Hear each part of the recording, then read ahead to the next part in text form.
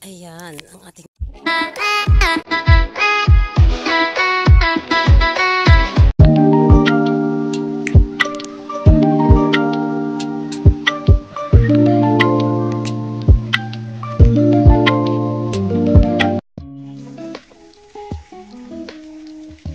Good morning! Wow, ang ating morning ay napaka-fresh. Ayan, mga langga, nandito tayo sa aking garden, dito sa rooftop. Nagdilig tayo dyan ng mga tanim. So ngayon, dahil ayan, napakaganda po ng ating morning dahil meron na tayong nakikita ang mga hinog ng ating mga sili. Wow, ang ganda ng sili na to, oh. Malalaki po siya, yan malalaki, oh. Ang lalaki niya, oh. Kasi doon sa sili na native na labuyo. So ito, napakasarap niyang tingnan dahil ang lalaki ng bunga. Nakasako lang yan. Ayan, oh. Nakasako lang ito. Ayan. Ayan. Wow, napakaganda. Ano tayo mga langga? Gagawa tayo ng sinamak. Alam niyo ba yung sinamak? Yung gagawa tayo ng sausawan. So, mag-diskarte tayo langga ng mga isasahog natin dito sa ating sinamak. Ayan, meron na tayong sili. Ito ang ating sili. So, yung mga ibibilihin na lang natin, yung mga ibang ilalagay natin sa ating sinamak. Yung sili natin ay libre na. Ayan, oh, napakaganda. Ito po yung sili na sa tingin ko ay masarap talaga siyang gawing sinamak. Kasi ang ganda po ng bunga niya. Ang hang ito langga, maanghang. Nakapitas na ako dito nakaraan. Marami na rin. Napitas ko dito, mga hinog na. Ayan, meron na naman ulit tayong mapipitas ng mga hinog. Ayan, oh. Ang dami niyang bunga. Dahil rin bulaklak. Ayan, oh. Dito banda kasi, nakapitas ako dito. Dito sa side na to. Dito, nakita niyo walang dahon. Kasi nagtinula ako. Nilagay ko sa tinula. So, dito sa side na to, ayan, walang bawas dyan. Banda dyan. Kaya, ayan, tuloy-tuloy ang kanyang bunga dyan. Dito sa side na to, ayan, dito. Wala nang mga dahon dito langga. Hinarvest ko na. Nilagay ko siya sa tinulang manok. Ayan, oh. So, ngayon, harvestin na natin yung mga hinog na yan para gagawa tayo ng sinamak. Bibili tayo dun sa palengke ng mga isasahog natin, isasama natin sa ating sinamak. So, libre na yung ating sili. Ayan, oh.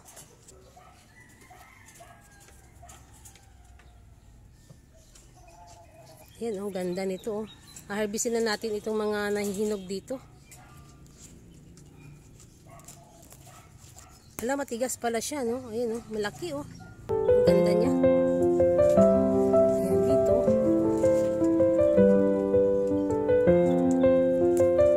Ayan, ang ganda ng pagkahinog, oh. Ilagay natin yan sa sinamak natin para mapakinabangan natin itong maraming sili na ito. Ang dami yung mga naano dyan, no?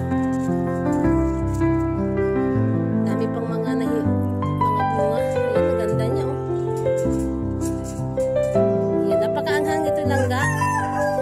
Kukuha tayo dito ng ng seeds. Yung nahinog dyan. Pwede natin yan siyang itatanim. Yan, laki nito. Oh, ayan.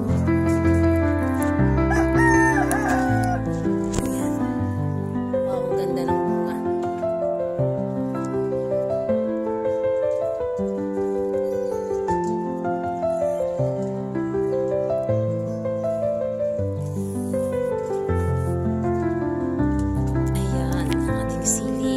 Sarap mag-harvest. Yan, oh. Ayan, dito pa. Mayroon pa ditong hinog. Ayan, harvestin natin yan. Ayan. Okay, ayan. Ito na po yung ating na-harvest. Ayan, kinuha na natin na hinog dito. Babalik tayo dito sa sunod na araw. Pag mayroon ng hinog, kukunin natin ulit. Itatago muna natin ito sa ref. Ilagay muna natin sa ref. Itatago muna natin doon. Para pag may nahinog na dito, ipagsama muna natin sila mga langga. Babalikan natin ito sa sunod na araw. Kung mayroon pa tayong ma-harvest, para madami yung ating ilalagay sa ating sinamak. Ayan, ito, konti pa lang naman. Kasi nakapag-harvest na ako dyan na nakarang araw. Harvest ko ng iba dito dahil naglagay tayo sa ating sausawan. So ayan, babalik tayo dito at tayo ay gagawa na ng ating sinamak pag madami na tayong harvest na sili. Ganda oh.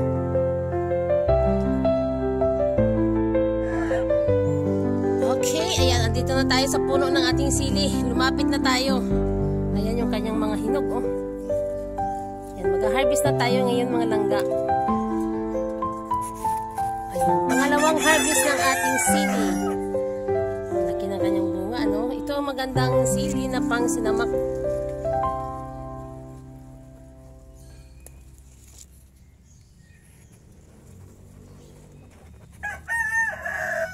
Ayan. Madali lang siyang harvestin. Malambot lang siya. Ayan. Ang layo. Ayan, umakyat na talaga tayo dito. Ayan yung garden natin sa baba, oh. Ayan, umakyat ako dito. Medyo mataas kasi sa pwesto na to. Kaya ayan, dyan sa baba ang ating mga gulay.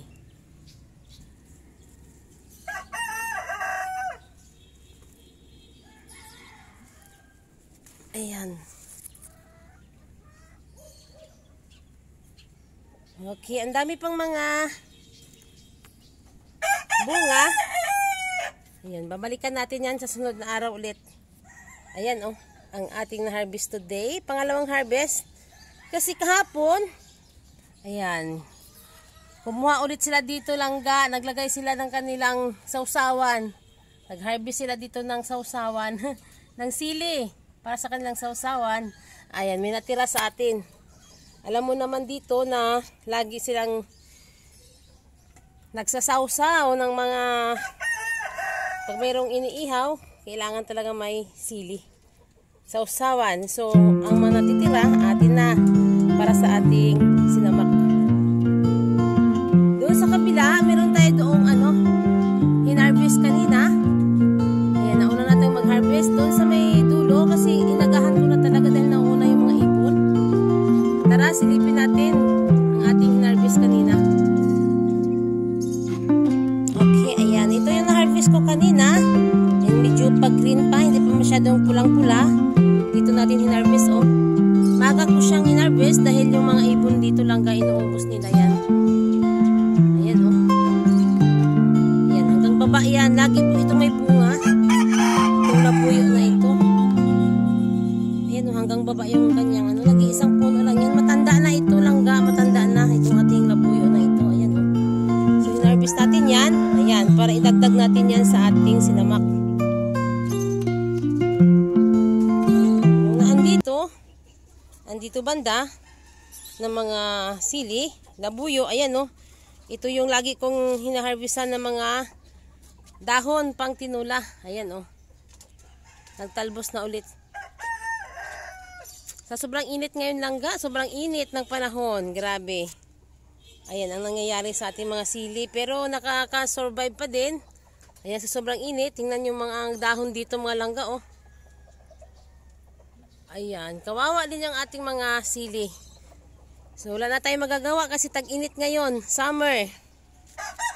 Kaya kahit ganyan pa man, ganun pa man. Ayan yung ating sili dyan oh. Nagdadahon pa rin kahit kawawa yung dahon oh sa sobrang init. Okay, mga langga. Ayan. Ang ating harvest today.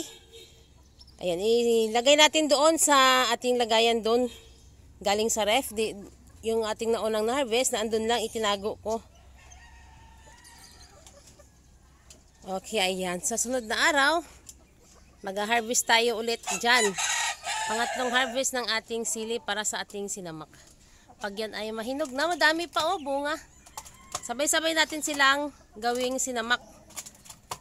Yan, ihalo natin doon sa ating mga sili na nakalagay sa ref. Yan, kasi ayan no, sumisikat na yung araw. Ayan, mamaya-maya magdidilig na naman tayo sa ating mga tanim dito.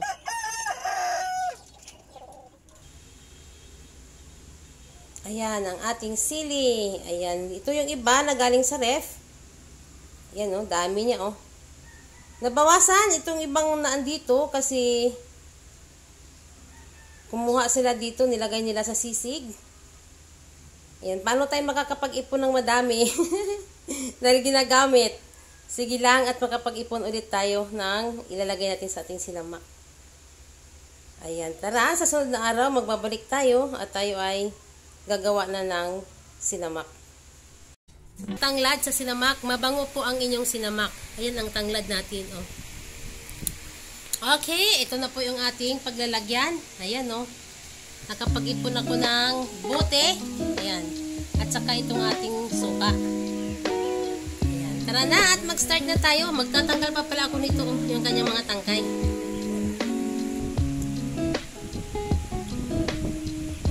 Okay, ayan. Tanggalin po namin muna ng tangkay. Ayan. Ang anak mo daw muna magtanggal. Kasi ako lang daw maghawak ng kamera. Ayan, ganyan. Tanggalin natin yan para mamaya hindi po sagabal doon sa ating bote. Yung mga tangkay ng ating mga sili.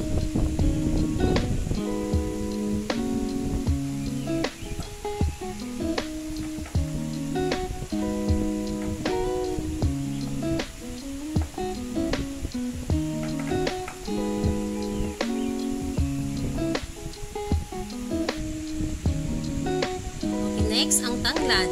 Muna yung bawang, isunod ang tanglad.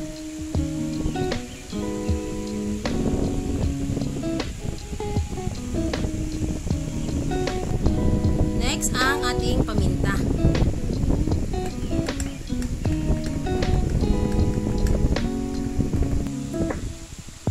Okay, next po ang ating sili.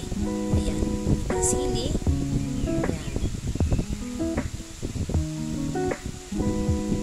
Sarap yan, maanghang. Sarap po yan ng ating pangsawsawan.